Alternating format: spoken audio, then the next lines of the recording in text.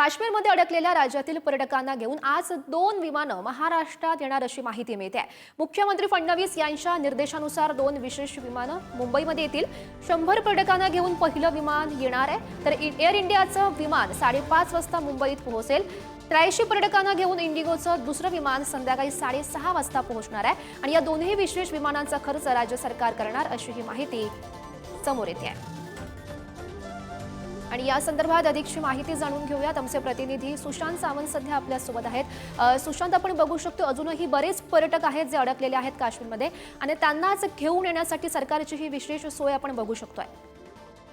अगदी बरोबर आहे. आपण जर बघितलं असेल तर जवळपास 200च्या आसपास पर्यटक जे आहेत ते काश्मीरमध्ये अडकलेले आहेत आणि त्यांनाच आता महाराष्ट्रात आणण्यासाठी प्रयत्न राज्य सरकारच्या वतीनं केले जात आहेत. आता खऱ्या अर्थानं मुख्यमंत्री देवेंद्र फडणवीस यांनी आदेश दिल्यानंतर आज 2 विशेष विमानाने काही पर्यटक जे आहेत ते जवळपास 183 पर्यटक ते आज भारतात परतणार आणि मुंबईत परतणार आहेत.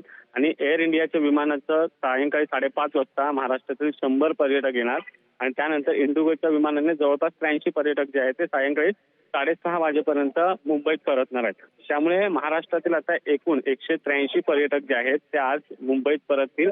केंद्रीय मंत्री मुरलीधर मोहोळ हे यासाठी संपूर्ण मदत करीत आहेत आणि या विशेष विमानांचा खर्च जर बघितला आहे तर राज्य सरकार करणार आहे.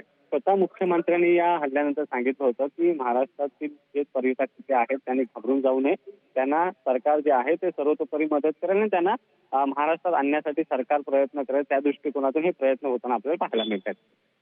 नक्कीच सुशांत, खरं तर ही आनंदाची बाब म्हणावी लागेल. या सर्व घडामोडींवर असंच लक्ष ठेवून राहा. तुर्तास धन्यवाद दिलेल्या सविस्तर माहितीसाठी.